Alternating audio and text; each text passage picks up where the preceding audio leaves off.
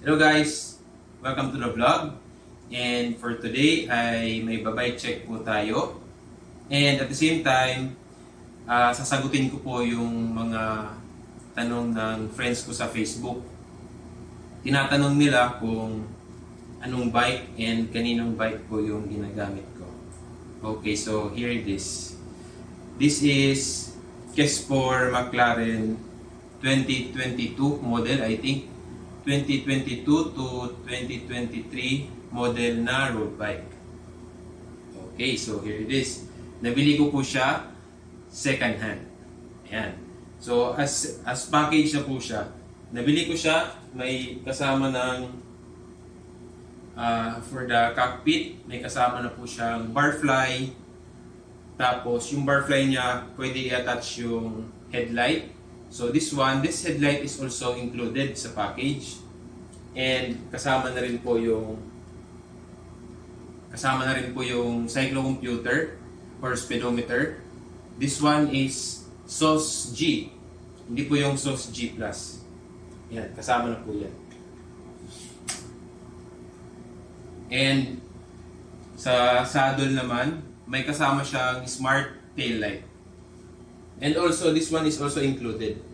This one is Ragusa fender. Yan.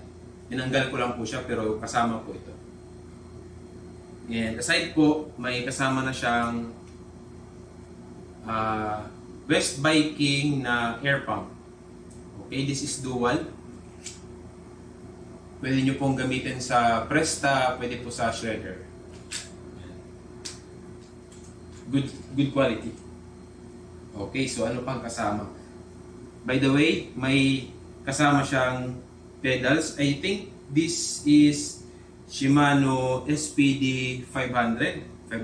I am not sure, basta Shimano po yung kasama sa package niya. And sa stem naman, yung kasama niya ay ito po. This one is I think 35mm.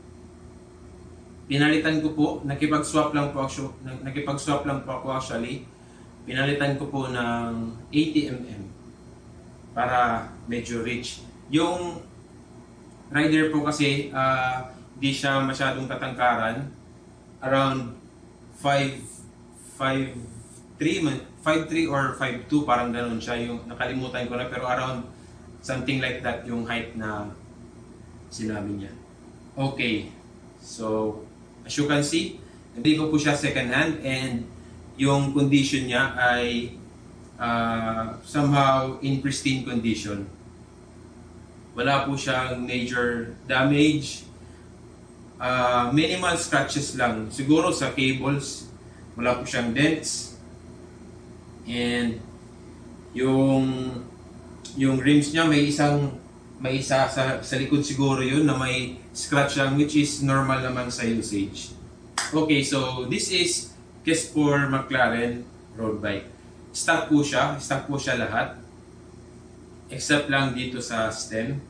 As you can see, this is Shimano Sora RD, FD, sprocket. Yung crank ay Pro Wheel Ounce. Yung brakes, drifters niya ay Shimano Sora din po. And so far wala po siyang binago dito. Stock po lahat, pati yung rims. Yung brakes ay Tektro Mira. Okay, so as is lang po muna yan. Hindi ko po muna papalitan.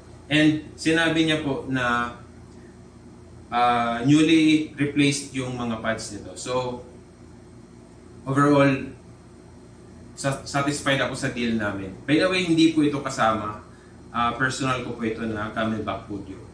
Okay, so nabili ko po ito ng around 14,000 pesos only. Yes, 14,000 pesos only. Kasama na po lahat sa package. And may freebies pa po siya. Pinamigay niya yung mga jerseys and cycling shoes niya. So, yung freebies niya, binigay ko na rin sa kasama ko doon sa Leyte. Okay, kasi quick biking na po siya. So, yun, binigay nyo na lahat.